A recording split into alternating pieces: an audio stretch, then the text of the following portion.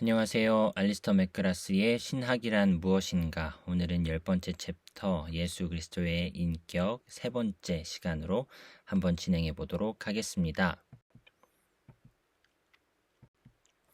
앞에서 교부시대와 중세시대의 그리스도론 논쟁을 살펴보았습니다. 흥미롭게도 그리스도론은 종교개혁 시대의 요란한 논쟁 속에서는 주요 주제가 아니었죠. 가톨릭 교회와 주류 개신교인은 각각 예수 그리스도의 정체성 및 의미와 관련해서 성경과 기독교 전통에 확고하게 뿌리를 둔 것으로 여겼던 칼케돈 공의회의 정의에 동의하지 않을 이유가 없다고 생각했습니다. 그리스도론에 관한 그 다음의 주요 논의는 이른바 이성의 시대에 나타나는데요. 이 시대의 이성적인 가정은 특정한 한 인간이 특권적인 통찰력이나 지위를 가진다는 것에 대한 의구심을 가졌습니다. 합리주의 저술가들은 초기 교회가 나사렛 예수를 오해했다고 주장했죠. 기독교 전통과 신약 성경을 넘어서는 것이 필요하며 이성의 시대의 가치와 일치하고 보다 단순하고 개연성이 있는 예수 그리스도에 대한 견해를 밝히려고 하였습니다. 그 결과 우리가 지금 역사적 예수 탐구로 알고 있는 운동이 18세기 후반에 시작됩니다. 이 단락에서 우리는 역사적 예수 탐구의 역사와 신학적 의미를 살펴보도록 하겠습니다. 이것은 특히 신약학의 중요한 주제이지만 예수 그리스도의 정체성과 의미에 대한 신학 토론과도 분명히 연관성이 있습니다. 첫 과제는 이 탐구의 기원을 밝히는 것인데요. 역사적 예수에 대한 최초의 탐구는 예수라는 역사적 인물과 기독교 교회가 그에게 덧씌운 해석 사이에는 커다란 차이가 있다는 전제 위에서 이루어졌습니다. 신약 성경의 배후에 있는 역사적 예수는 평범한 종교 교사였으며 이 평범한 인물을 초대교회 저술가들이 잘못 해석한 것이 신앙의 그리스도이다라는 것인데요. 역사적 예수에게로 돌아감으로써 불필요하고 적절하지 않은 교리적 첨가물을 모두 벗겨낸 훨씬 더 신뢰할 만한 기독교의 모습을 찾을 수 있으리라 기대한 것이었습니다. 이러한 개념은 17세기의 영국 이신론자들도 자주 언급하기는 했지만 18세기 말에 들어와 독일에서 특히 유고집으로 출판된 헤르만 자무엘 라이마루스의 저술들을 통해 고전적 형태를 갖추게 되었다고 볼 수 있는데요. 어느 날 이 필사본이 레싱의 손에 들어왔으며 그는 이 저술을 발췌하여 출판하기로 마음먹습니다. 이렇게 해서 작자 미상의 단편들이 1774년에 출간되었으며 세상을 떠들썩하게 만들었죠. 지금은 대체로 볼펜 뷔텔의 단편이라 불리는 이 책은 5개의 단편을 싣고 있으며 일관되게 부활의 역사성을 비판하고 있습니다. 예수와 그의 제자들의 목적에 관하여라는 제목이 달린 마지막 단편에서는 예수 그리스도에 대한 우리 지식의 본질을 다루고 복음서의 예수 이야기가 초기 기독교인들에 의해 변경된 것이 아니냐는 문제를 제기합니다. 라이마루스는 예수 자신의 믿음과 의도가 사도적 교회의 믿음과 의도와는 전혀 달랐다고 주장하는데요. 라이마루스에 의하면 예수가 사용한 언어와 하나님상은 유대 묵시 환상가들의 것으로서 시대나 정치적으로 극히 한정된 범위에만 국한된 것이었는데 예수는 로마의 지배에서 자기 백성을 구원할 메시아를 기다렸던 후기 유대교의 사상을 이어받았으며 또 이 과업을 이루도록 하나님께서 자신을 도와주실 것이라고 믿었다는 것입니다. 그가 십자가에서 버림받아 울부짖었던 일은 자기가 착각하고 틀렸다는 사실을 마침내 깨달았다는 것을 의미한다라고 해석을 합니다. 그러나 예수의 제자들은 그 일을 포기하지 않았다고 라이마루스는 보았죠. 그들은 예수가 품었던 외국의 압제에서 해방된 이스라엘이라는 구체적이고 정치적인 비전 대신에 영적 구원이라는 개념을 고안해 냈다고 보았습니다. 또 예수의 죽음으로 야기된 혼란을 덮어버리고자 예수의 부활이라는 개념을 만들어냈다고 주장하는 것이죠. 그 결과 제자들은 예수의 죽음이 인간의 죄를 위한 속죄가 된다는 식으로 예수는 결코 알지 못했던 교리들을 고안해 냈으며 그런 개념을 성서 본문에 끼워 넣음으로써 성서를 자기들의 신념에 일치시켰다라고 라이마루스는 주장한 것입니다. 이렇게 해서 오늘날 우리 손에 들려있는 신약 성서는 억지로 끼워 넣은 거짓 잘못된 내용들로 가득 차게 되었다. 사도적 교회는 역사적인 진짜 예수는 우리에게 감추고 그 대신 인간을 죄에서 구속하는 자라는 거짓된 신앙의 그리스도를 주장하였다라고 말하고 있다는 것입니다. 라이마루스가 비록 당시에는 거의 인정을 받지 못했지만 그가 제기한 문제들은 그 후 근본적인 중요성을 지니게 되었다라고 맥그라스는 평가하는데요. 특히 그가 진정한 역사적 예수와 꾸며낸 신앙의 그리스도를 확고하게 나누어 구분한 것은 극히 중요한 것으로 확인이 되었다는 것입니다. 신약 성경에서 묘사하는 그리스도가 교리적으로 조작된 것이 아니냐는 합리주의의 의혹이 증가하면서 그 직접적 결과로 나타난 것이 역사적 예수 탐구입니다. 역사적인 인물인 진짜 예수를 재구성하고 나아가 그에게서 사도들이 덧입힌 교리적 개념들을 벗겨내는 것이 가능하다고 보았다는 것이죠. 역사적 예수 탐구는 19세기의 자유주의 개신교의 등장과 더불어 훨씬 더 정교한 형태로 나타납니다. 인간의 정신과 특히 인간의 삶의 종교적 측면에 대한 관심이 새롭게 일어났죠. 이러한 현상은 예수의 종교적 인격에 대한 새로운 관심으로 이어졌는데요. 그 결과 역사적 예수의 생애를 구성하는 바탕이 되는 신약성경 자료의 본성에 대해 새로운 관심이 모아지게 됩니다. 신약성경 전체와 구체적으로는 공간복음서에 새로운 문학 이론을 적용함으로써 예수의 인격을 분명하게 보여주는 확고하고 실제 그대로의 초상을 찾을 수 있다는 믿음이 널리 퍼지게 된 것입니다. 19세기 후반에 등장한 예수의 생애 운동의 바탕에는 철저한 역사적 탐구로 밝혀낼 수 있는 예수의 탁월한 종교적 인격이 신앙을 받쳐주는 확고한 역사적 근거가 된다는 가정이 깔려 있습니다. 따라서 기독교 신앙을 떠받치는 확고한 근거는 초자연적이거나 반이성적인 것이 아니라 과학적인 탐구에서 다룰 수 있는 예수의 종교적 인격이라는 것입니다. 예수가 그 당시 사람들에게 끼친 영향은 어느 시대에나 그를 따르는 사람들에게 재현될 수 있는 것이다 라고 보는 것이죠. 자유주의 개신교의 종교적 인격 그리스도론을 공격한 세 가지 주요한 비판이 제1차 세계대전이 발발하기 전 20년 동안에 등장하기 시작했는데요. 아래에서 그것들을 차례로 살펴보도록 하겠습니다. 먼저 묵시론적 비판에 대해 살펴보겠습니다. 주로 요하네스 바이스와 알베르트 슈바이처에 의해 제기된 이 비판에서는 종말론적 성향이 강한 예수의 하나님 나라 선포가 본질상 칸트식의 자유주의에서 해석한 하나님 나라 개념에 문제를 제기한다고 주장하였는데요. 1892년에 요하네스 바이스는 예수가 선포한 하나님 나라를 출간하였습니다. 이 책에서 그는 자유주의 개신교가 하나님 나라 개념을 사회 속에서 도덕적 삶을 실천하는 것이나 탁월한 윤리적 이상을 실천하는 것이라는 의미로 이해했다고 주장합니다. 달리 말해 하나님 나라를 시공간적인 의미로 이해한 것이 아니라 주로 주관적으로 또는 내적이거나 영적인 것으로 보았다는 것이죠. 예수의 선포에서 종말론을 재발견함으로써 이러한 하나님 나라 이해뿐만 아니라 그리스도에 대한 자유주의적 초상 전반에 대해 의문이 일게 되었습니다. 바이스가 예수 가르침의 핵심적인 부분이 그의 철저한 종말론적 기대에 의해 결정되었다고 본데 반해 슈바이처는 예수의 가르침과 태도 전체가 그의 종말론적 사고에 의해 결정되었다고 주장하였습니다. 나사렛 예수의 인격과 메시지를 이렇게 일관되게 종말론적으로 해석한 결과로 나타나는 것이 낯설고 먼 인물, 이 세상에 속하지 않은 묵시적 사람이라는 그리스도상이 되었습니다. 회의론적 비판이 있습니다.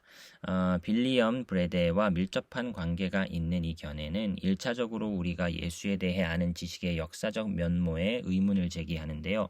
공간복음서의 이야기들은 역사와 신학이 밀접하게 뒤섞여 있어서 구분하기가 쉽지 않다는 것입니다. 브레데에 의하면 마가는 자기가 얻은 자료에다 마음대로 자신의 신학을 집어넣어서 역사라는 껍질로 치장한 신학적인 그림을 그려냈다는 것입니다. 마가복음은 객관적인 역사가 아니라 사실은 역사를 창조적이고 신학적으로 재해석한 글이다라는 것이죠. 만일 브레드의 주장이 옳다면 마가의 이야기는 그 자체가 하나의 신학적 산물이며 그 테두리를 벗어나는 것이 불가능한 까닭에 그 이야기의 배후로 파고들어 예수의 역사를 재구성한다는 것은 불가능하다라는 것이죠. 따라서 진짜 역사의 예수를 확인할 수 있는 역사적 근거를 세우는 일이 불가능하다라는 것이 드러났으며 그런 까닭에 역사적 예수 탐구는 종말을 맞게 됩니다. 교의적 비판이 있습니다. 교의신학자 마틴 켈러가 이끈 이 비평에서는 역사적 예수의 재구성이 함축하는 신학적 의미에 대해 문제를 제기하는데요. 신앙은 신앙의 그리스도에 근거한 것으로서 역사적 예수는 신앙과 관계가 없다라는 것입니다. 켈러는 학문적인 역사학자가 밝혀낸 공평하고 잠정적인 예수는 신앙의 대상이 될 수 없다고 정확하게 지적했습니다. 하지만 역사과학이 역사적 예수에 관한 확실한 지식을 확립하는 것이 불가능하다면 어떻게 예수 그리스도가 기독교 신앙의 진정한 기초와 내용이 될 수 있겠는가? 어떻게 신앙이 역사적 상대주의의 공격에 무너지지 않으면서 역사적 사건에 기초할 수 있겠는가 하는 질문을 던져볼 수 있습니다. 켈러에 의하면 그리스도는 역사적인 인물이라기보다는 초역사적인 인물로 보아야 마땅하다라고 하면서 따라서 그리스도의 일에는 역사 비평 방법을 적용할 수 없다라는 입장인데요. 역사 비평 방법으로는 예수의 초역사적인 특성들을 제대로 다룰 수 없었으며 그래서 그 특성들을 부정하거나 무시할 수밖에 없었다는 것입니다. 사실 역사 비평 방법은 그 안에 내재된 교리적 전제들로 인하여 아리우스주의 나 에비온주의의 그리스도론으로 빠질 수밖에 없었다라는 것이 맥그라스의 평가입니다. 이러한 견해가 점차 신학의 분위기를 지배하게 되었으며 루돌프 불트만의 저술들을 통해 절정에 이르게 되는데요. 불트만은 예수를 역사적으로 재구성하는 작업이 완전히 막다른 골목에 이르렀다고 보았습니다. 역사는 그리스도론에 근본적으로 중요한 것이 아니라는 입장이었죠. 예수가 존재했다는 사실과 기독교의 선포, 불트만은 이것을 캐리그마라고 부르는데요. 기독교의 선포는 그의 인격을 근거로 한다는 것만이 중요했다. 그래서 잘 알려져 있듯이 불트만은 그리스도론의 역사적 요소 전체를 하나의 그것으로 축소해 버리는데요. 필요한 것은 예수가 복음 선포의 배후에 있다는 그것을 믿는 것뿐이다. 이러한 구호를 앞세워 그리스도론은 역사에 관여하는 일을 접고 완전히 물러간 긴 시간 동안 잠복하게 됩니다. 우리의 주가 되시는 분은 역사적 예수가 아니라 선포되는 예수 그리스도다라는 입장이었는데요. 이처럼 철저하게 역사로부터 이탈한 주장이 많은 사람들을 놀라게 했습니다. 예수의 역사가 부적절한 것이라면 어떻게 그리스도론을 점검하는 것이 가능하겠는가? 신약 성경과 교의학 분야의 많은 학자들이 볼 때 불트만은 문제가 되는 심각한 역사 쟁점들을 해결하지 않고 그저 꼬인 문제를 절단해 버린 것처럼 보였습니다. 불트만에게 역사적 예수에 관해 알 수 있는 것과 알 필요가 있는 것은 그가 존재했다는 사실이 전부인 셈이었죠. 역사적 예수에 대한 새로운 탐구는 대체로 에른스트 케제만이 1953년 10월에 역사적 예수의 문제를 주제로 한 강연에서 시작되었다고 생각됩니다. 케제만의 주장에 따르면 복음서 저자들은 자기들의 확고한 신학적 관심사와는 별개로 나사렛 예수에 관한 역사적인 정보를 가지고 있었으며 이러한 역사적 정보를 공관복음서의 본문을 통해 구체적으로 표현했다는 것입니다. 복음서는 캐리그마와 역사 이야기를 모두 포함하고 있는 글이다라는 것이죠. 이러한 지식을 기초로 케제만은 예수의 선포와 예수의 관한 선포의 연속성을 밝힐 필요가 있다고 지적하는데요. 이 땅 위의 예수와 높임받고 선포된 그리스도 사이에는 분명한 불연속성이 있지만 역사적 예수 안에 이미 선포된 그리스도가 존재한다는 점에서 그 둘은 한 줄기 선으로 연결되어 있다는 것입니다. 그는 역사적 예수와 선포된 그리스도 사이의 불연속성이 필연적으로 전자의 관점에서 후자를 파괴하는 결과를 낳는 것도 아니다라고 주장을 한 것이죠. 이와는 달리 케제만은 이 땅 위의 예수와 높임받은 그리스도의 동일성이 나사렛 예수의 행위와 설교 속에 역사적으로 근거한 것임을 신학적으로 단언하고 있는 것입니다. 이처럼 새로운 역사적 예수 탐구는 역사적 예수와 신앙의 그리스도 사이의 연속성을 분명히 밝히는 데 관심이 있었습니다. 최초의 탐구가 신약 성경의 그리스도상이 신뢰할 수 없는 것임을 밝히는 데 목적이 있었다면 새로운 탐구는 예수 자신의 선포와 예수에 관한 교회의 선포 사이의 연속성을 강조함으로써 그리스도상을 굳건히 다지는 결과를 낳은 것이었죠. 이 이론이 점차 중요한 것으로 확인되면서 캐리그마의 역사적 기초를 다루는 일에 큰 관심이 쏠리게 됩니다. 그 이후로 이 분야에서 다양한 발전이 이루어졌습니다. 1970년대와 1980년대에는 예수와 그가 속했던 1세기 유대교 환경의 관계를 연구하는 일에 특별한 관심이 집중되었는데요. 게자 버메스와 E.P. 샌더스와 같은 영미의 학자들이 발전을 주도하면서 예수의 유대적 배경에 대한 관심이 새롭게 일어났으며 그리스도론 연구에서 역사적 탐구의 중요성이 한층 강조되었죠. 그리스도론에서 역사의 의미를 저평가한 불트만의 이론은 적어도 당시에는 신뢰할 수 없는 것으로 평가되었습니다. 이러한 발전은 제3의 탐구로 불리게 된 역사적 예수에 대한 새로운 관심을 통해 나타나는데요. 1960년대에 새로운 탐구가 완전히 붕괴한 이후에 역사적 예수에 대한 재평가를 시도하는 일련의 저작들이 등장합니다. 이 탐구의 지지자들 사이에 다양한 견해차가 있기는 하지만 제3의 탐구는 여러 가지 공통된 요소가 있으며 특히 예수의 유대인 신분을 강조하고 1세기의 유대교라는 테두리 안에서 팔레스타인의 사회상을 배경 삼아 예수를 이해할 필요성을 강조한다는 점에서 공통점을 지닙니다. 최초의 탐구는 계몽주의가 물려준 매우 합리적인 여러 전제들에 비추어 예수의 이야기를 이해하였으며 복음서에 나오는 초자연적인 요소들을 걸러냈죠. 새로운 탐구는 예수의 말에 초점을 맞추고는 예수 자신의 선포와 신약성서에서 나오는 예수에 관한 선포 사이의 연속성을 강조하는 경향이 있었다면 제3의 탐구는 예수와 그의 배경이 되는 유대교의 관계를 중점적으로 다루면서 예수의 사명의 독특성은 무엇이며 또 그가 자신의 목적을 어떻게 이해하였는지를 밝혀냈습니다. 이 탐구에 기여한 학자들 가운데서 특히 다음의 사람들이 중요하다고 할 수 있는데요. 첫 번째, 존 도미닉 크로사는 본래 예수가 당시 사회의 권력 구조에 도전하는 일에 특히 힘을 기울였던 가난한 유대 농부였다고 주장합니다.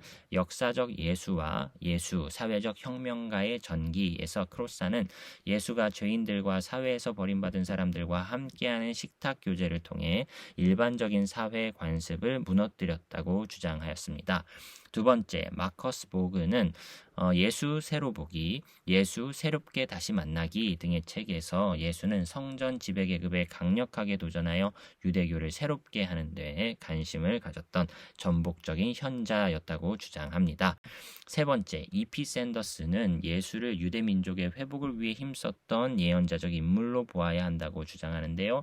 예수와 유대교, 역사의 인물 예수 등에서 샌더스는 예수가 이스라엘의 종말론적인 회복을 꿈꾸었다고 주장합니다. 하나님은 현 시대를 끝장내고 새로운 성전을 중심으로 새 질서를 여실 것이며 그때 예수 자신이 하나님의 대리인으로 행하게 된다. 이렇게 해석을 합니다. 네 번째, 영국의 신약 성서 학자인 N.T. 라이트는 기독교의 기원과 하나님에 관한 물음 연구 시리즈에서 E.P. 샌더스의 견해를 비판적으로 수용하여 논합니다. 그러면서도 예수 그리스도의 도래가 하나님의 백성의 정체성과 관련해 완전히 새로운 것을 가져왔다는 개념을 유지하죠. 이 연구 시리즈에 속한 처음 두 권, 신약 성서와 하나님의 백성, 예수와 하나님의 승리는 근래의 신약 성서 연구 분야에서 나온 책들 가운데 가장 뛰어난 것으로 인정을 받고 있다라고 맥그라스는 평가합니다. 이처럼 제3의 탐구를 대표하는 학자들 가운데 몇 사람을 간단히 살펴본 것만으로도 이 탐구가 신학적으로나 역사적으로 일관된 중심이 없다는 사실을 분명히 확인할 수 있습니다.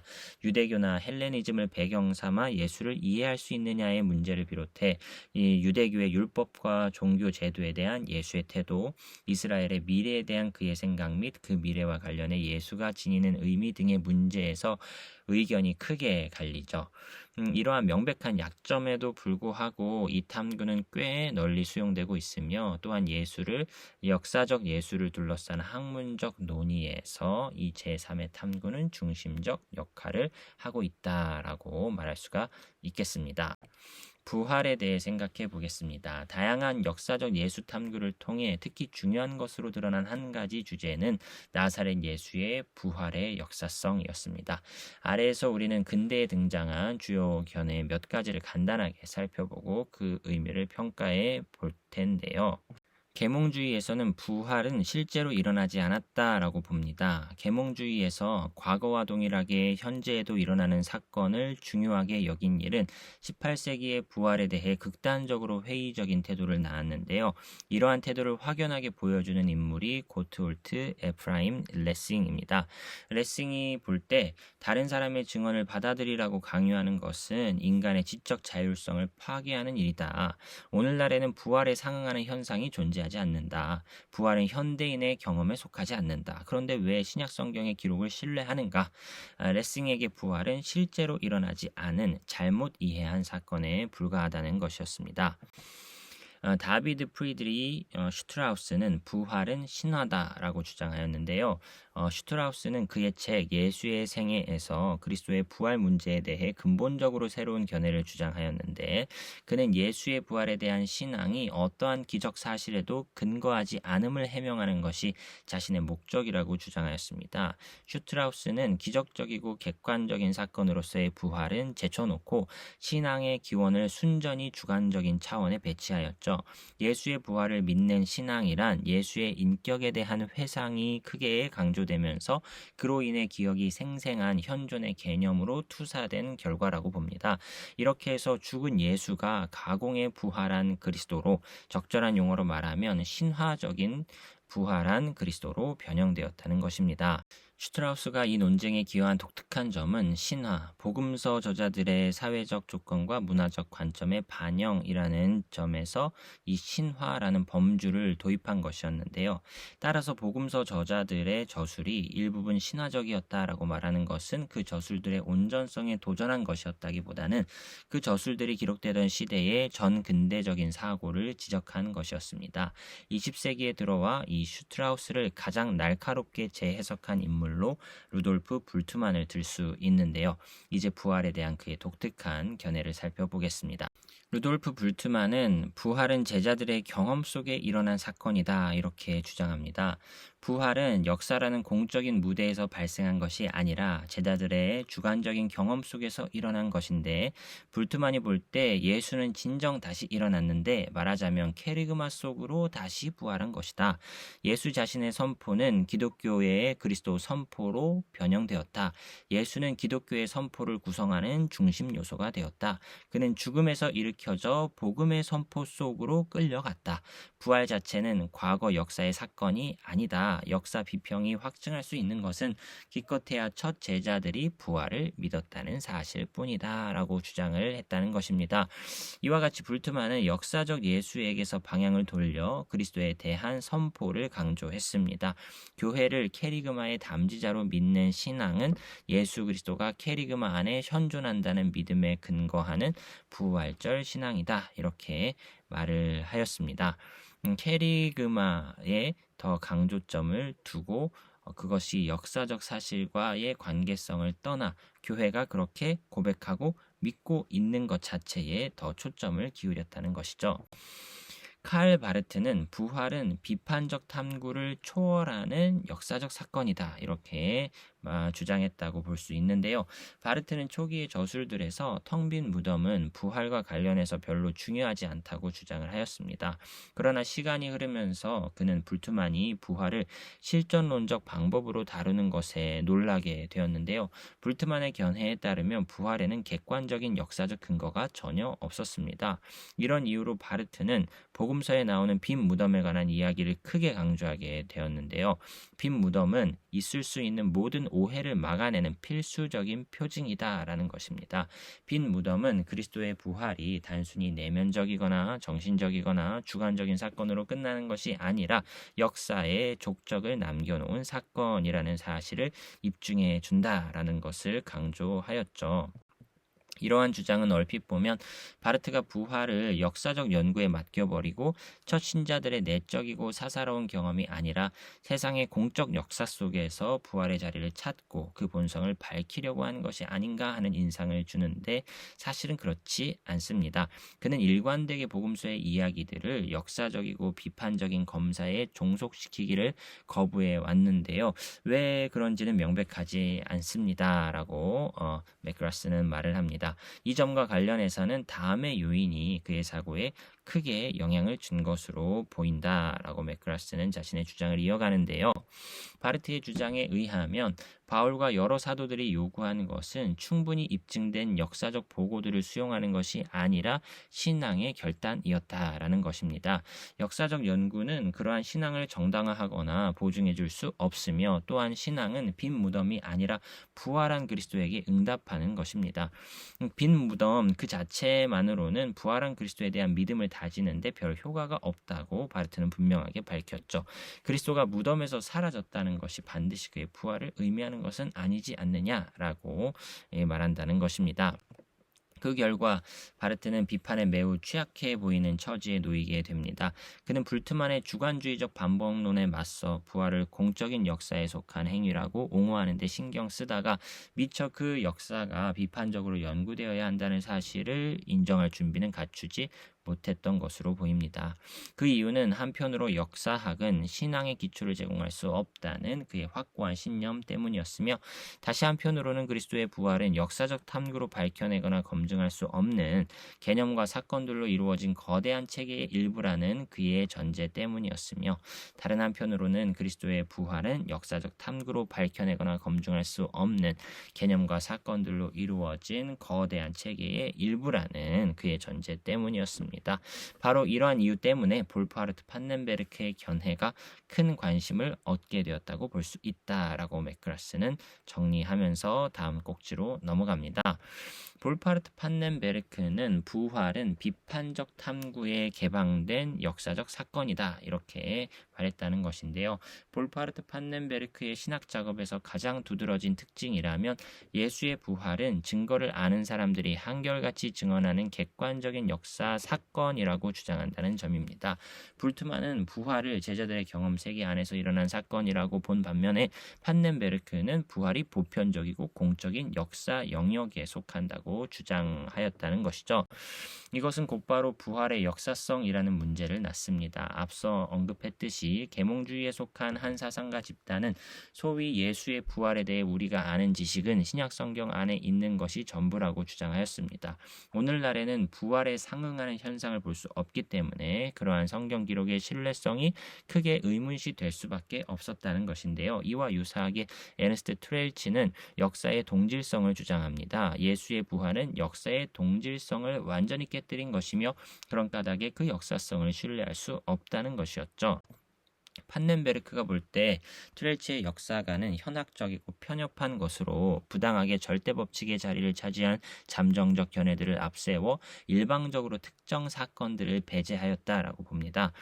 트렐치가 부당하게 휘두른 역사 비평적 탐구의 압박은 인간 중심적이고 편향된 것이었다. 트렐치의 주장에는 인간의 관점만을 역사의 규범적인 관점으로 인정할 수 있다는 전제가 깔려 있다는 것이죠.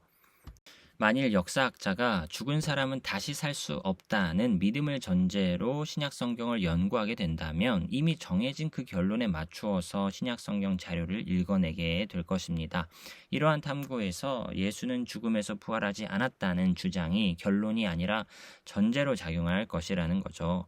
이 문제에 대한 논의에서 판넨베르크는 부활에 대한 중립적인 접근법을 힘있게 옹호하고 있다는 것을 볼 수 있습니다. 예수의 부활을 가리키는 역사적 증 증거들은 그런 식의 부활은 일어날 수 없다는 교리적인 전제를 앞세우지 않은 상태에서 연구되어야 한다고 본 것이죠. 판넨베르크는 부활의 역사성을 주장한 후 이어서 묵시론적 의미구조 안에서 부활을 해석합니다. 예수의 부활 안에서 역사의 종말이 선취적으로 발생했다. 바로 이 원리가 부활 사건에 대한 판넨베르크의 해석을 지배합니다. 예수의 부활은 역사의 마지막 때에 있을 보편적 부활을 예시하며 예수와 하나님의 일체성을 확증해주고 또 이러한 하나님과의 일체성에 비추어 부활 이전의 예수의 사역을 해석할 수 있게 해준다라고 부활에 초점을 맞춘 예수 그리스도를 해석해냈다는 것입니다. 이 장에서 우리는 그리스도론의 고전적 주제들을 몇 가지 살펴보았는데요. 하지만 이런 쟁점들은 계몽주의 시대의 대부분 뒤로 밀려나게 된다라고 맥그라스는 보면서 훨씬 더 역사적인 성격이 두드러진 문제들이 전면으로 등장하였다라고 말을 하면서 예수의 십자가와 속죄에 대한 의미가 현대 세계에서 어떻게 논쟁이 벌어졌는지 다음 챕터에서 다룰 것입니다. 오늘의 결론입니다. 역사 속에 예수는 원래 평범한 인물이었는데 신앙적으로 미화되었다라는 관점이 제기되기 시작했죠. 이에 따라 신약 성경은 신뢰할 수 없는 문서로 여겨지게 됩니다. 우리가 역사적 인물로서의 예수에서 주목해야 할 부분은 예수의 종교적 인격이고 그러한 점에서 신약 성경은 어느 정도 도움이 되는 자료로 보자라는 견해가 등장하기도 했습니다. 예수에 대한 정체성 파악 과정에서 신약 성경 혹은 역사의 도움을 어느 정도까지 신뢰할 수 있느냐에 대한 논의가 벌어진 것인데요. 이와 같은 논의의 연장선상에서 예수의 부활이 화두에 올랐습니다. 부활에 대한 다양한 입장들이 있었죠.